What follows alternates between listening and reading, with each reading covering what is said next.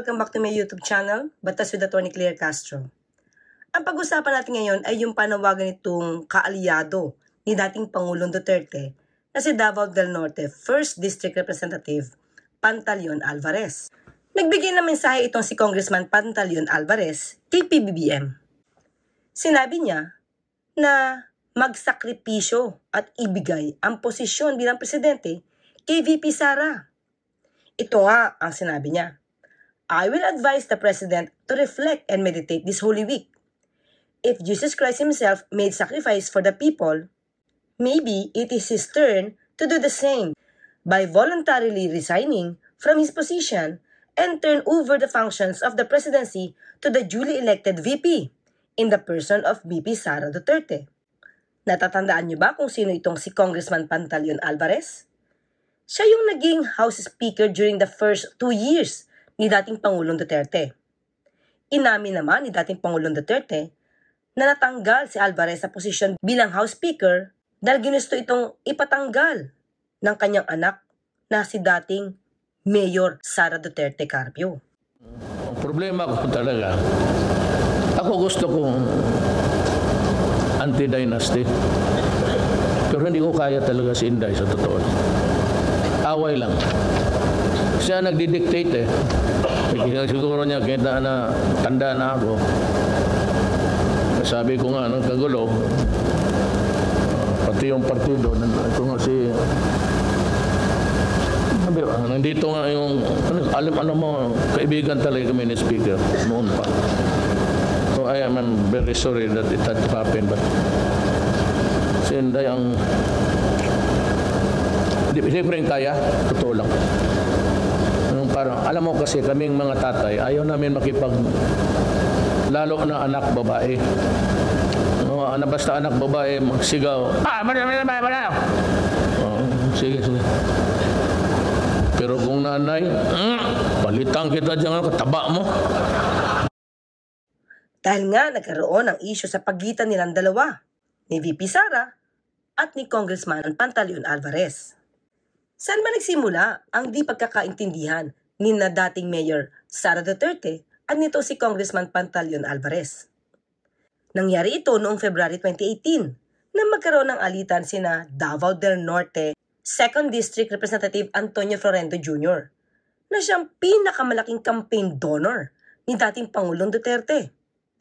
Ang balita tungkol sa di pagkakaunawaan ng dalawa nitong si Congressman Florendo at Congressman Alvarez ay tungkol sa kanilang mga babae. Di umano. Mga girlfriends na inamin naman ni Alvarez na incidental lamang daw ang issue na to. At sinabi rin niya na totoong may relasyon siya sa nasabing babae. Inamin nga nitong girlfriend ni Congressman Florendo na totoong nagkaroon sila ng di pagkakaunawaan ng girlfriend nitong si Congressman Pantaleon Alvarez noon. Pero hindi lamang daw yan ang issue. Ang issue ay ang tungkol sa pagiging swapang, greedy, sa power, sa influence at saka sa yaman. Dahil sa pag-aalitang ito, lumalabas na pinaiimbestigahan na ni Alvarez itong dati niyang kaibigan na si Florendo sa di umanong maanumalyang pagpapaupa ng gobyerno ng lupa sa isang kumpanyang pag-aari ni Florendo. Graft and corruption ang issue. Pumalag si Davao del Norte Congressman Antonio Florendo Jr. sa bagong akusasyon sa kanya ni House Speaker Pantaleon Alvarez. Kaugnay ito ng kumalat na report tungkol sa kalahating bilyong pisong properties umano ni Alvarez sa Siargao. Umaaksyon si Jem Abansenia exclusive. Hindi Florendo yung apelido ko para maging land grabber. Yan ang naging banat ni House Speaker Pantaleon Alvarez sa kanyang dating kaibigan si Davao del Norte Representative Antonio Florendo Jr. Paniwala ni Alvarez, si Florendo ang nasa likod ng mga kumakalat na ulat sa social media tungkol sa properties umano niya sa Siargao. Sa artikulo ng website na Davao Breaking News 2 noong May 6, sinabing 7 properties na nagkakahalaga ng 500 million pesos ang binili ni Alvarez noong 2013 at 2017. Ang nakadeklara lang daw sa kanyang 2016 Statement of Asset, Liabilities and Net Worth o SALN, higit 91 million pesos na total assets at 86 million pesos na net worth. Kung tingin nila ay violated a law, yung anti-corruption, no? Then mag-file sila ng kaso at gusto ko siya mismo yung magiging complainant.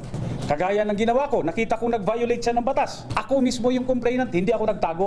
Sa isang eksklusibong panayam naman sa News 5, itinanggi ni Florendo na may kinalaman siya sa lumutang na issue laban kay Alvarez. Ako, nabasa ko lang din yan sa dyaryo. Pero wala naman siya bang ibang makita kung hindi ako. Di ba? Bilangin niya kung sino mga galit sa kanya. Ako lang nakikita niya. Hindi pwede naman niya sagutin yun kung hindi siya guilty. Di ba?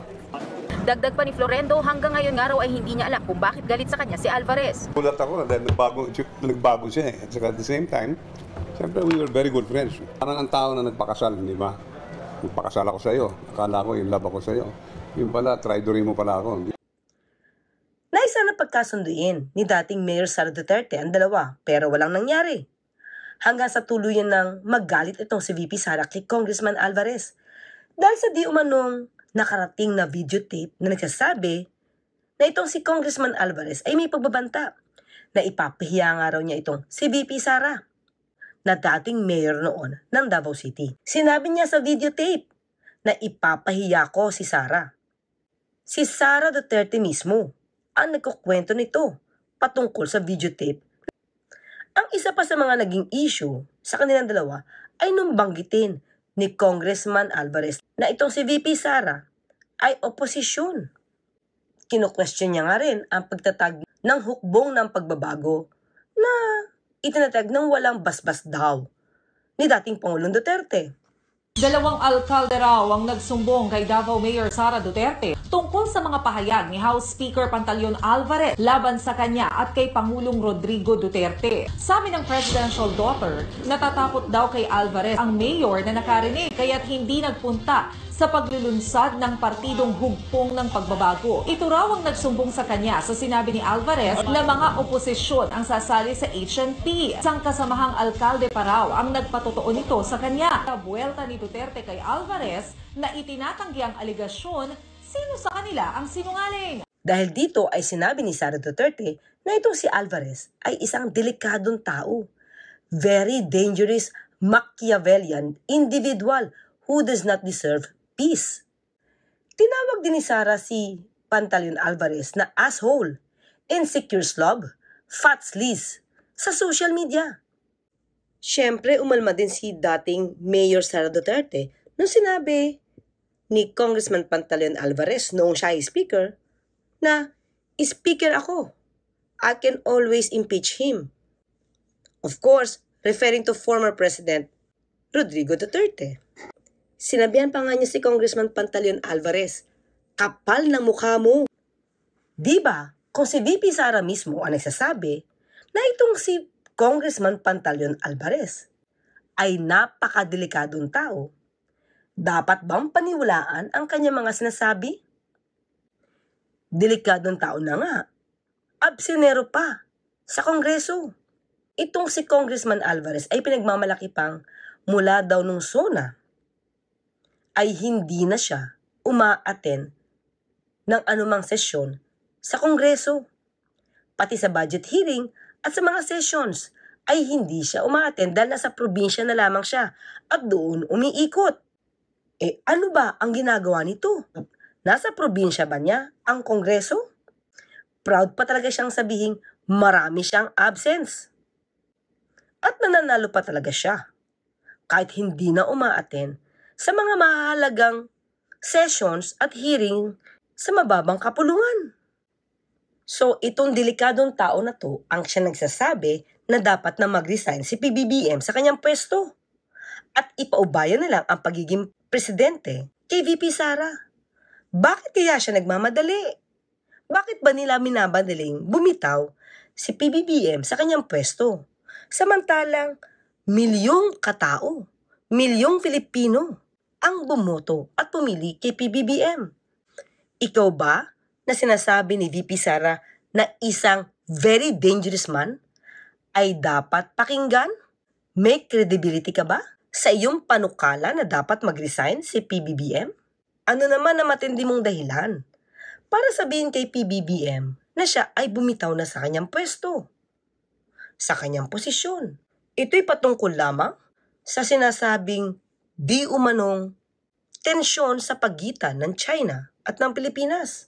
Tandaan nga natin, hindi nga nagsasalita si VP Sara patungkol sa mga panghaharas, sa kaharasan ng China sa ating kababayang nagsusupply o nagpapadala ng supply sa BRP Sierra Madre, sa ating Philippine Coast Guard, at dun sa mga Filipino scientists na nagsasagawa ng pag-aaral sa Mesandic Cay na malapit sa Pag-asa Island na sakop naman ang ating teritoryo. Kaya ba siya tahimik ay dahil sa kakaiba ang kanyang opinyon bilang isang VP ng bansa? Mas nais niya bang sundin muli ang mga ginawa ng kanyang ama na pinaubaya sa China ang Sandy Cay na inamin pa ni Pangulong Duterte na talagang yung Sandy Cay sa may Pag-asa Island ay hinayaan niyang magpatrol ang China sa sarili nating teritoryo kung saan meron tayong tinatawag na sovereign rights. Kung si VP Sara naman ang uupo bilang presidente kahalili ni PBBM, ano ang gagawin niya upang mahupa ang sinasabi ninyong tensyon sa pagitan ng China at ng Pilipinas? May stand na ba si VP Sara patungkol dito? Hindi pa natin nadidinig. Ano ang nasa isip niya? Ano ang nasa puso niya?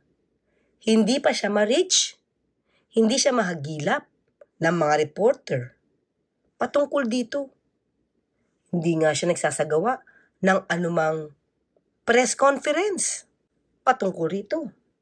Gagayahin din ba niya ang kanyang ama na ipapaubaya sa China ang paggamit ng exclusive economic zone?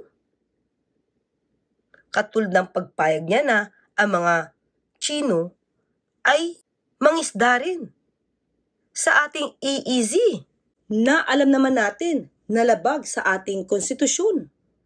Ang pagpayag na ito ni dating Pangulong Duterte na mangisda ang Chino sa ating EEZ ay senyales ng kaduwagan. Sinabi niya kasing baka tayo ang malipol ng China dahil wala tayong kakayanan na makipaggiyera. Inamin mismo ni dating Pangulong Duterte na inutil siya pagdating dito. At inaamin niya na inutil siya. Ganun din kaya ang mangyayari kay VP Sara pag dumating yung pagkakataon na siya maging presidente? Pagdating sa issue ng China, ay sabihin niyang inutil din siya katulad ng kanyang ama? Inamin ni dating Pangulong Duterte na hindi niya ipinangako kahit during the campaign period na kukunin niyang muli ang West Philippine Sea mula sa China. Kahit na may decision pa, pabor sa atin.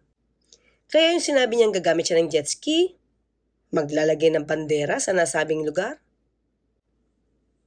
Itong pabiro niyang sinabing ito na sasakay siya sa jet ski, marami talaga ang naniwala sa katapangan niya. Lumalabas, hindi pala totoong matapang. Ganyan din kaya ang mangyari kapag naging presidente si VP Sara at kapag kinuha na ang posisyon mula kay PBBM? Pareho din kaya sila na magiging prinsipyo at paniniwala ng kanyang ama pagdating sa China? Pagdating sa usaping West Philippine Sea? Bakit? Gusto ba natin ng giyera? Of course not. Pero may paraan para ipakita kahit paano ang pagpalag sa ginagawa ng China sa ating mga mangingisda at sa buong sambayan ng Pilipino. At kung paano ipagtatanggol ang soberenya, pati na itong sinasabi nating sovereign rights na napatunayan naman na talagang atin ayon sa arbitral ruling. Tandaan natin noong naglagay ng boya ang China dito sa Baho de Masinloc. Hindi ba't pinalaga natin yan? Noong una ay nag-aagam-agam din tayo mga Filipino kung tatanggalin ba ang boya na nilagay ng China ay baka pagsimulan ito ng giyera. Pero hindi nagpaantig dito ang kasalukuyang administrasyon. Pinatanggal ang boya. Dito ipinakita natin na kaya nating pumalag sa mga pambubuli ng China. Ito ang kailangan natin.